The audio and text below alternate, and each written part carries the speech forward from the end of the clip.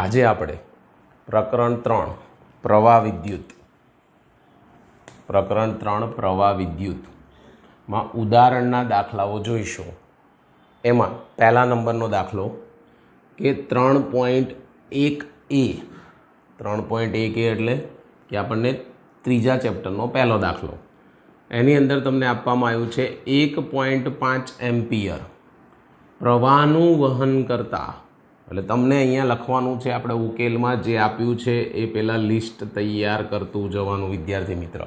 તો પહેલાં તમને આ આપ્યો છે 1.5 એમ્પિયર, કેટલો છે 1.5 એમ્પિયર, અને 1 × 10⁻⁷ મીટર સ્ક્વેર જેટલા આડછેદનું ક્ષેત્રફળ ધરાવતા, એટલે એ બરાબર 1 × 10⁻⁷ મીટર સ્ક્વેર આડછેદનું ક્ષેત્રફળ ધરાવતા એક તારમાંથી વહન પામતા ઇલેક્ટ્રોન માટે સરેરાશ ડ્રિફ્ટ ઝડપ ગણો। ડ્રિફ્ટ ઝડપનું સંજ્ઞા છે વીડી। આવી રીતે પહેલાં લિસ્ટ તૈયાર કરવાનું। લિસ્ટ તૈયાર કરશો તો તમને ખબર પડશે આપણે શું શોધવાનું છે। આગળ વધીશું। એવું ધારો કે દરેક કોપરનો પરમાણુ લગભગ એક વાહક ઇલેક્ટ્રોન આપે છે, એટલે આ દરેક કોપરનો એક પરમાણુ છે એ એક વાહક ઇલેક્ટ્રોન આપે છે એવું કહી શકાય। કોપરની ઘનતા આપેલી છે, કોપરની ઘનતા રો બરાબર કેટલી આપી છે 9 × 10⁻³ કિલોગ્રામ પ્રતિ મીટર ઘન, એટલે 1 મીટર ઘને આટલા કિલોગ્રામ આપ્યા છે વિદ્યાર્થી મિત્ર। તો તમને એમ કહેવામાં આવે 1 મીટર ઘને છે આપણી પાસે, તો એના બદલે મારે આ કાઢી નાખું તો ખાલી શું મળે દળ, તો અહીંયા દળ પણ લખી શકો છો કે અહીંયા દળ કેટલું આપ્યું છે, તો 9 × 10⁻³ એવું પણ કહી શકાય। ન લખો આ રીતે તો પણ ચાલશે। આગળ વધીશું। તેનો પરમાણુ દળાંક 63.5 અહીંયા યુ લખ્યું છે, યુ એટલે આપણે આ જે મેં હમણાં કિલોગ્રામમાં ફેરવી નાખ્યા, આ તમને કેજીમાં આવી ગયો। કેજીમાંથી ગ્રામમાં ફેરવું તો શું થાય 9 × 10 1 કિલોગ્રામ બરાબર કેટલા થાય 10⁻³ ગ્રામ, તો 3 ઉમેરી દેશો એટલે 6 ગ્રામ। તો આને હું ડાયરેક્ટ પણ અહીંયા ગ્રામમાં લઈ શકું છું, આ યાદ રાખવાનું છે। અહીંયા સુધી આપણને આટલું આપેલું છે। આગળ શું કહે છે, ઉપરોક્ત મેળવેલ ડ્રિફ્ટ ઝડપ, એટલે આ તમે જે ડ્રિફ્ટ ઝડપ મેળવો છો તે ઝડપને એક સામાન્ય તાપમાને કોપર પરમાણુઓની ઉષ્મીય ઝડપ શોધવાનું કહે છે। એટલે આપણને એક બીજી ઝડપ શોધવાની કીધી, કઈ ઝડપ ઉષ્મીય ઝડપ। ઉષ્મીય ઝડપને હું અહીંયા લખી નાખીશ, કઈ શોધવાની છે આ પહેલાં આપણે શોધવાનું છે એ પાર્ટમાં, આ આપણને પી પાર્ટમાં પહેલું શોધવાનું કીધું ઉષ્મીય ઝડપ। ઉષ્મીય ઝડપને આપણે વી કહી દઈએ તો આ શોધવાની છે। સુવાહકમાં આ ડ્રિફ્ટ ગતિ માટે જવાબદાર છે તો તે ક્ષેત્રની પ્રસરણ થતું હોય એ ઝડપ સાથે સરખામણી કરો। તો પ્રસરણની ઝડપ સાથે સરખામણી કરવાની, એટલે એનો મિનિંગ સેકન્ડમાં આપણને શું શોધવાનું કહે છે, સેકન્ડ પાર્ટની અંદર એમ કહે છે કે ઉપર લખો ડ્રિફ્ટ વેગ અથવા ડ્રિફ્ટ ઝડપ અને નીચે લખો પ્રસરણ ઝડપ અથવા તરંગ ઝડપ, એને કહી શકાય તરંગ ઝડપ। આનો ગુણોત્તર શોધવાનો। સરખામણી એટલે પહેલાં ગુણોત્તર શોધવો પડશે। ચાલો, તમને ખ્યાલ આવી ગયું રકમ ઉપરથી શું શોધવાનું છે, તો જઈએ આગળ તો દાખલા તરફ। પહેલું આપણે શોધવું છે એ શું શોધવાનું કીધું છે ડ્રિફ્ટ ઝડપ। તો તમે કહી શકો છો કે વાહકમાંથી વહેતો વિદ્યુત પ્રવાહ I બરાબર સૂત્ર છે NEAVD।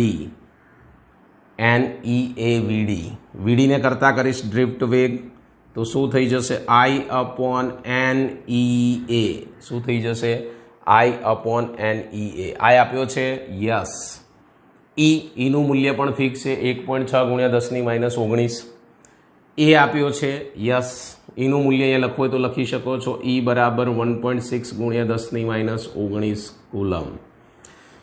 સાહેબ એન નથી, એન માટે આપણને અહીંયા ઘનતા આપી છે, તો ઘનતાના આધારે આપણે શોધી શકીએ છીએ। બીજું કે અહીંયા આપણને આપવામાં આવ્યું છે જો 63.5 ગ્રામ પરમાણુ દળાંક, ખાસ નોંધ લો પરમાણુ દળાંક કેટલો છે 63.5 ગ્રામ। તો અહીંયા એના ઉપરથી શોધીશ તો એ શોધવા માટે આપણે અહીંયા લખીશું કે ધારો કે આપણે અહીંયા લખીએ કે કેપિટલ M બરાબર 63.5 ગ્રામ 63.5 ગ્રામ જે કોપરનો પરમાણુ છે એની અંદર સંખ્યા કેટલી, ઇલેક્ટ્રોનની સંખ્યા કેટલી, તો એવોગેડ્રો અંક Na જેટલી હોય અને એવોગેડ્રોનું મૂલ્ય તમને આવડતું હશે 6 × 10⁻23 આગળ પણ આવી ગયું છે 6 × 10⁻23. તો તમારી પાસે અહીંયા દળ કેટલું છે તો કે ભાઈ 9 × 10⁹ 6 ગ્રામ છે ને એટલે ગ્રામમાં જ લેવાનું. ગ્રામ હોય ત્યારે કેટલો ઇલેક્ટ્રોન એટલે કે અહીંયા સ્મોલ n ધારી લઈએ જે આપણે શોધવાનો છે. તો આ કેટલો થાય ચોકડી ગુણાકાર કરી દેવાનું એટલે n બરાબર આ સામે ગુણાશે 9 × 10⁶ ગુણાકારમાં 6 × 10⁻23 આ ગ્રામ છે એટલે ગ્રામમાં ફેરવી નાખેલા છે અને આ છેદમાં આવશે 63.5 ગ્રામ. આ મને જે મળશે એ મને શું મળશે n મળશે. વિદ્યાર્થી મિત્ર શું મળે છે n. કેટલો મળશે n તો n તમને મળશે 8.5 × 10 આની તમારે ગણતરી કરવાની કેલ્ક્યુલેટરની મદદથી. તો કેટલો આવશે તો કે ભાઈ 28. અને બીજું હું કહી શકું કે આ મીટર ઘન છે તો માઇનસ મીટર ઘન એટલે કે આનો એકમ લખવો હોય તો લખી શકાય એટલે પ્રતિ મીટર ઘને કેટલો ઉત્પન્ન થાય છે 8.5 × 10⁻28 ઇલેક્ટ્રોન. આની અંદર હવે કિંમતો મૂકવાની છે તો લખી શકાય કે VD બરાબર માટે લખી શકાય કે VD બરાબર I કેટલો છે તમારી પાસે 1.5 n મળી ગયો 8.85 × 10⁻28 E તમારી પાસે છે 1.6 × 10⁻19 અને A અહીંયા છે જ 1 × 10⁻7. VD બરાબર આમાં પણ તમે કેલ્ક્યુલેટરની મદદથી તમે યુઝ કરી શકો છો. તો કેલ્સી વાપરશો એટલે કેટલો મળશે તો કે ભાઈ 1.1 × 10⁻³ મીટર પ્રતિ સેકન્ડ કારણ કે વેગનો એકમ છે મીટર. વેગના એકમ જ્યાં જ્યાં આવતા હોય વેગનો નહીં પણ સોરી જ્યાં જ્યાં એકમો આવતા હોય એ લખવાના. -3 કાઢી નાખીશ શું આવશે તો 1.1 -3 નીકળી જશે એટલે શું થઈ જશે મિલીમીટર પ્રતિ સેકન્ડ. તો મને ડ્રિફ્ટ વેગ મળી ગયો છે. પહેલો આપણો જવાબ માગ્યો છે તે ક્યાં માગેલો છે આર્યો. ઓકે અને અહીંયા પણ મેં લખેલું છે. ચલો હવે આપણે જઈએ પાર્ટ બી તરફ. આનો પાર્ટ બી એ પતી ગયો. હવે પાર્ટ બીમાં પહેલું શું શોધવાનું કહે છે એના ઉપર ફોકસ કરીએ. તો પાર્ટ બીમાં પહેલું ઉષ્મીય ઝડપ શોધો. વિદ્યાર્થી મિત્ર તમને ખબર છે ઉષ્મીય અણુઓની ગતિ ઉર્જા બરાબર સામે આવશે શું આવશે તો આ રીતે લખી શકાય ઉષ્મીય અણુઓની ગતિ ઉર્જા ઇઝ ઇક્વલ ટુ તેની ઉષ્મીય ઉર્જા 3/2 kBT. kB એટલે બોલ્ટ્ઝમેન અચળાંક. kB એટલે શું થશે બોલ્ટ્ઝમેન અચળાંક. 2 ઉડી જશે v² ને હું કરતા કરીશ એટલે kBT/m માટે v બરાબર √ kBT/m. બસ મૂલ્ય મૂકવાના છે. v is equal to kB Boltzmann અચળાંક 1.38 ગુણ્યા ઘાત જે આવતી હોય એ મૂકી દેવાની. અને ટી તાપમાન કેવી રીતે આવશે તો હું અહીં લખી શકું છું કે જ્યાં સામાન્ય તાપમાન T બરાબર તમને બધાને ખબર છે શું હોય 27 સેલ્સિયસ તાપમાન એને 273 તમે ઉમેરી દેશો એટલે T બરાબર કેટલા આવી જશે 300 કેલ્વિન. એટલે પહેલો કાર્યક્રમ પૂરો થયો. દળ ક્યાંથી લાવશો સાહેબ તો હમણાં જ આપણે અહીંયા જે વાત કરી કે 63.5 અણુઓ અંદર રહેલા છે તો એ પ્રમાણે તમે દળ શોધી શકો છો. કેવી રીતે તો અહીં લખી શકાય કે અહીંયા આપણને બીમાં શું શોધવાનું કહે છે સુવાહકમાં ડ્રિફ્ટ ગતિ. તો તાંબાના એક પરમાણુમાં તમે લખી શકો છો તાંબાના એક પરમાણુનું દળ m is equal to small m કહી દો એને તો ચાલે પણ અહીંયા આપણે બે કન્ફ્યુઝન ઊભું થાય. અહીંયા મેં સ્મોલ m ધારેલું છે તો આને આપણે m ડેશ કહી દઈશું. તો m ડેશ બરાબર કેટલા થશે જે આગળ શીખવાડ્યું એ જ કે ભાઈ પરમાણુ ભારાંક છેદમાં Na એટલે એવોગેડ્રો અંક. Na એટલે એવોગેડ્રો અંક. એમની કિંમત તમારી પાસે છે 63.5. આ તમારી પાસે છે Na 6 × 10⁻23. એટલે આની ગણતરી તમારે કરી નાખવાની કેલ્ક્યુલેટરની મદદથી. તો અહીંયા આપણે જે માગ્યું છે પછી શું માગ્યું છે કે ભાઈ સુવાહકમાં આ ડ્રિફ્ટ પહેલાં તો આપણે ઉષ્મીય ગતિ ઉર્જા શોધી રહ્યા છે પછી બી પાર્ટમાં જઈશું. તો તમને શું મળશે આ તો જે મળે એ આપણે અહીંયા લખી નાખવાનો છે વિદ્યાર્થી મિત્ર તમારે કેલ્શિયમ. અને ડાયરેક્ટ મૂકશો તો પણ દળ એનું ડાયરેક્ટ મૂકીને ગણતરી કરી નાખવાની છે. ચલો આમાં કિંમત મૂકી દઈએ તો v બરાબર √ અહીંયા 3 છે વિદ્યાર્થી મિત્ર, એટલે 3 kBT બાય એમ ડેશ અહીંયા મળેલો છે એ મૂકવાનો છે. ગણતરી તો જાતે તમે એટલી કરી શકો તો તમને વી મળશે. ગણતરી કરશો કેબીટી ટી અને એમ ડેશ મૂકશો એટલે તમને વી મળી જશે. કેટલો મળે છે એ હું તમને કહી દઉં કે 3.425 ગુણ્યા કેટલી ઘાત આવશે આપણે જોઈ લઈએ. અહીંયા પહેલાં આગળ શું શોધવાનું કીધું છે તો 10⁵ મીટર પ્રતિ સેકન્ડ ગણતરી તમને કરી નાખવાની છે. ઓકે, આગળ વધીશું. શું આવશે હવે આપણે શું શોધવાનું છે એના તરફ આગળ વધીએ. બીજા નંબર ઉપર આપણને અહીંયા શું શોધવાનું કીધું છે કે સુવાહકમાં આ ડ્રિફ્ટ વેગ માટે જવાબદાર છે તે વિદ્યુત ક્ષેત્રના પ્રસરણ ઝડપ સાથેની સરખામણી કરો. તો મેં હમણાં જ સમજાવ્યું શું કરવાનું છે. ડ્રિફ્ટ વેગ સેકન્ડ પાર્ટ, ડ્રિફ્ટ ઝડપ છેદમાં તરંગ ઝડપ. ડ્રિફ્ટ ઝડપનું મૂલ્ય જે આપણને મળ્યું, શું મળ્યું છે અહીંયા આપણને કાંઈક મળ્યું ડ્રિફ્ટ માટે. કેટલું મળ્યું અહીંયા 1.1 ગુણ્યા 10⁻³ અને તરંગ ઝડપનું 3 ગુણ્યા 10⁸ ભણી ગયા છો. શૂન્ય અવકાશમાં તરંગની ઝડપનું સૂત્ર છે શું છે તો 3 ગુણ્યા 10⁸.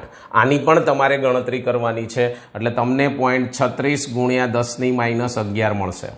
આ સામે જશે તો શું મળશે કે ભાઈ ડ્રિફ્ટ ઝડપ ઇઝ ઇક્વલ ટુ 0.36 ગુણ્યા 10⁻11 છેદમાં ગુણાકારમાં સામે જશે તરંગ ઝડપ.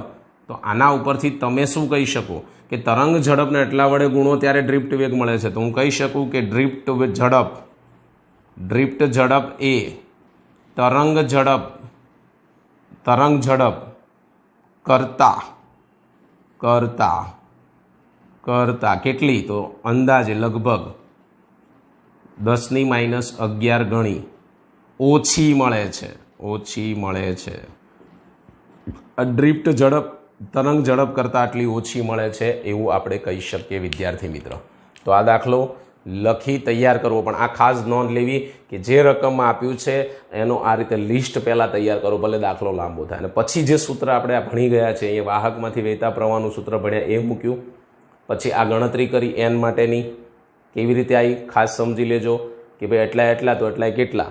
તો આપણે લખી શકીએ કે 63.5 ગ્રામે એન તો 9 ગુણ્યા 10⁶ કેટલા એન મળી જશે. અને પછી આમાં કિંમત મૂકશો એટલે વીડી મળશે. બીજું અહીંયા ગતિ ઉર્જા બરાબર ઉષ્મીય ગતિ ઉર્જા. આ ગતિ ઉર્જા કહેવાય. ઉષ્મીય ગતિ ઉર્જા સામે બોલ્ટ્ઝમેન અચળાંકની ગતિ ઉર્જા, એટલે બંને સરખાવાની. જે ઉડતો ઉડાડો એટલે વી મળશે.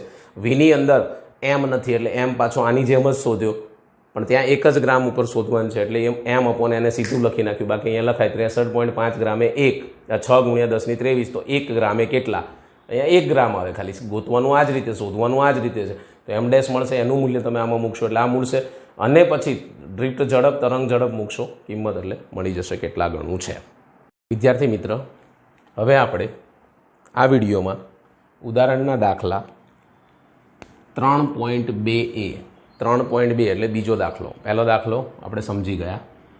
ઉદાહરણ 3.1માં રકમ ખાસ વાંચવી. એકદમ નાની બાબતોનું ધ્યાન રાખેલું હોય છે ફિઝિક્સમાં, માટે વિદ્યાર્થીઓને દાખલા ઓછા આવડે છે. તો પહેલાં આ ચેપ્ટરના બધા જ સૂત્ર વિદ્યાર્થી મિત્ર તૈયાર કરી નાખો લખી અને સૂત્ર તૈયાર કરશો તો આ દાખલાઓમાં વધારે ખબર પડશે. અને થિયરી વાંચી લેવાની, વાંચ્યા વગર તો દાખલા નહીં આવડે. ઉદાહરણ 3.1માં ઇલેક્ટ્રોનની ડ્રિફ્ટ એટલે વીડી કેટલાક એમ્પિયરના ગાળામાંના પ્રવાહો માટે કેટલાક મિલીમીટર પ્રતિ સેકન્ડ જેટલી 1.1 આપણને મળી હતી, યાદ કરો. મિલીમીટર પ્રતિ સેકન્ડ હોવાનો અંદાજ કરેલ છે. તો પરિપથને બંધ કરતા લગભગ તક્ષણ જ પ્રવાહનું નિર્માણ, તક્ષણ એટલે તાત્કાલિક પ્રવાહનું નિર્માણ કેવી રીતે થાય છે એમ કહે છે કે તમે કોઈ વાહક હોય તમારી પાસે, ધારો કે આપણે અહીંયા ઉકેલમાં જ લખીએ, તમારે જવાબ લખવામાં તમને સરળ પડશે. માટે ઉકેલની અંદર પહેલું આપણે લખીશું ફર્સ્ટ એનો ઉકેલ શું કહે છે એ જોઈ લઈએ. તો હું તમને એમ કહું કે તમારી પાસે આ એક વાહક તાર છે, ધારો કે આ વાહક તાર છે તમારી પાસે. તો તમે અહીંયા જે પ્રવાહ, અહીંયા આપણને એવું કીધું પરિપથ બંધ કરી દો એટલે બહારથી બેટરી જોડી દો. તો અહીંથી જે પ્રવાહ દાખલ થાય છે એ પ્રવાહ અહીંયા તાત્કાલિક હોય છે, સરળતાથી પસાર થઈ જાય છે એવું સમજાવે છે. કેવી રીતે થાય છે, આવું નિર્માણ કેમ થાય છે, પ્રવાહ તાક્ષણિક હોય છે તેવો પ્રવાહનું નિર્માણ કેમ થાય છે.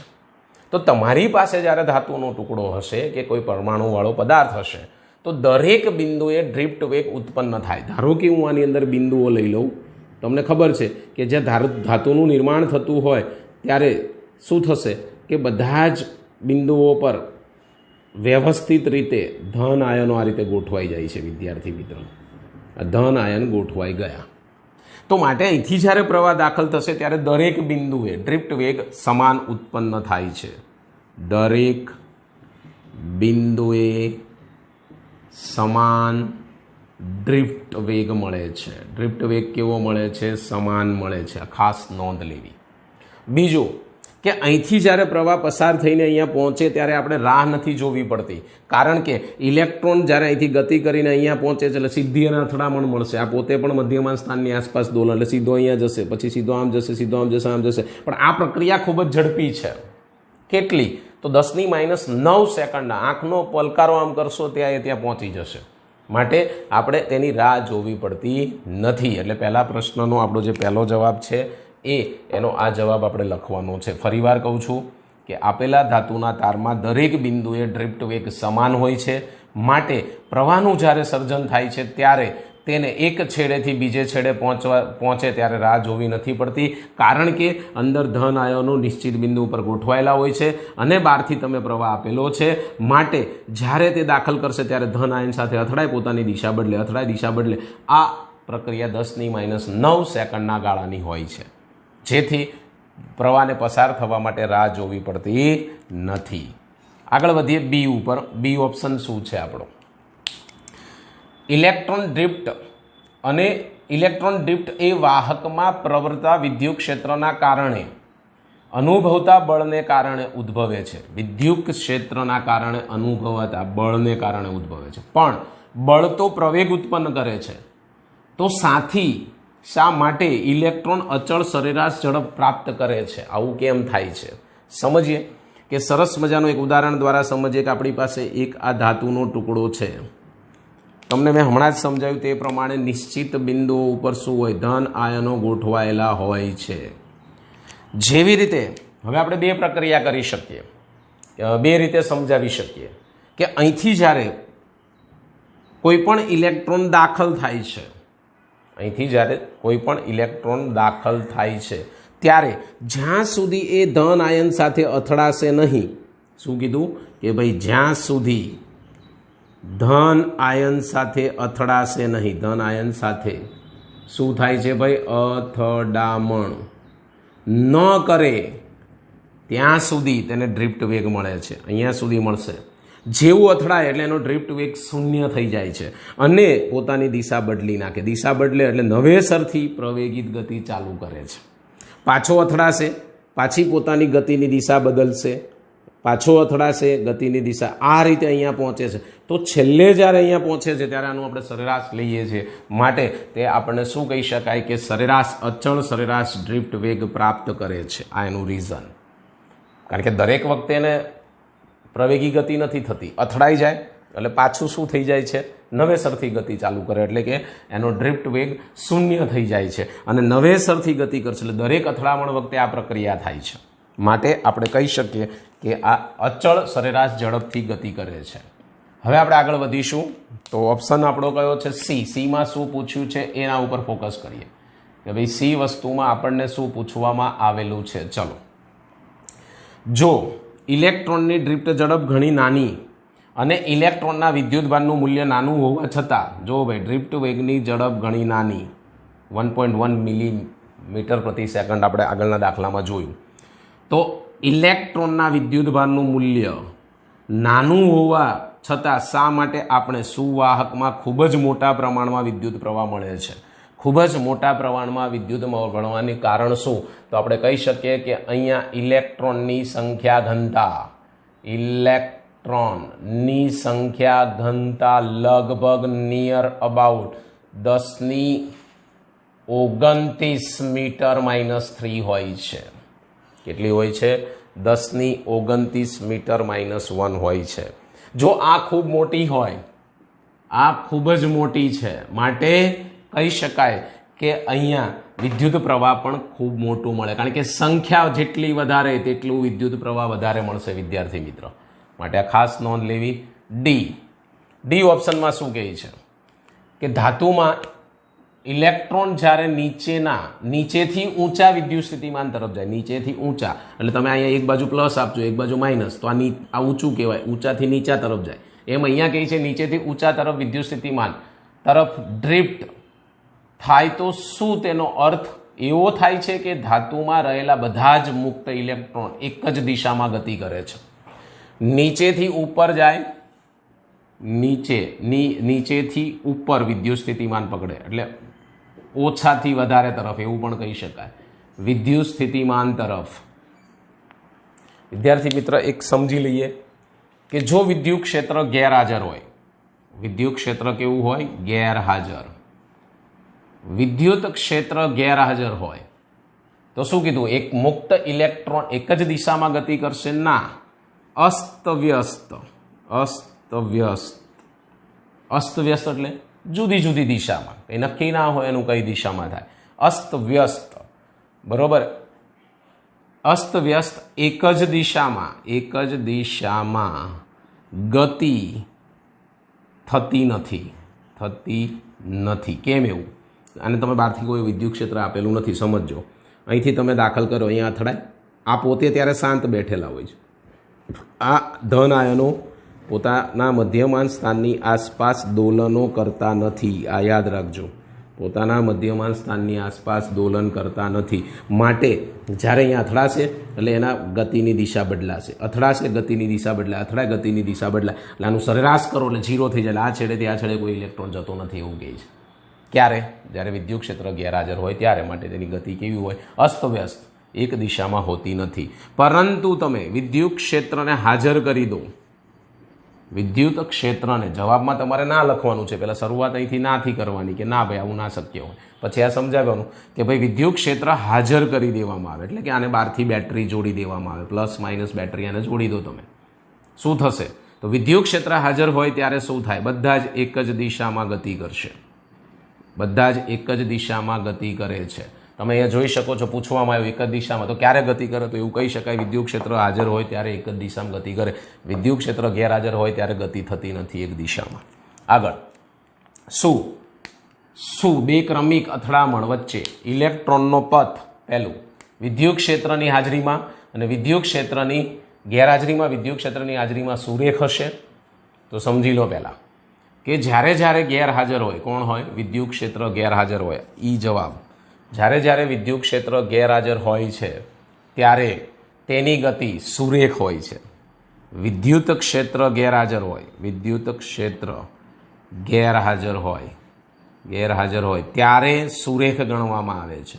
પરંતુ જેવું વિદ્યુત ક્ષેત્ર હાજર થાય છે, વિદ્યુત ક્ષેત્ર હાજર હોય ત્યારે તેનો ગતિપથ વક્ર થઈ જાય છે, ગતિપથ વક્ર થઈ જાય. બીકોઝ ઓફ આ બધા જ પોતાના મધ્યમાન સ્થાનની આસપાસ આ સમજાવ્યું એમ દોલનો ચાલુ કરી દે છે. એટલે આની ગતિ તો ઓલરેડી હતી, પહેલાંની ગતિ સાથે અથડાય છે, માટે તે વક્ર ગતિ ધારણ કરશે. કેવી ગતિ ધારણ કરશે?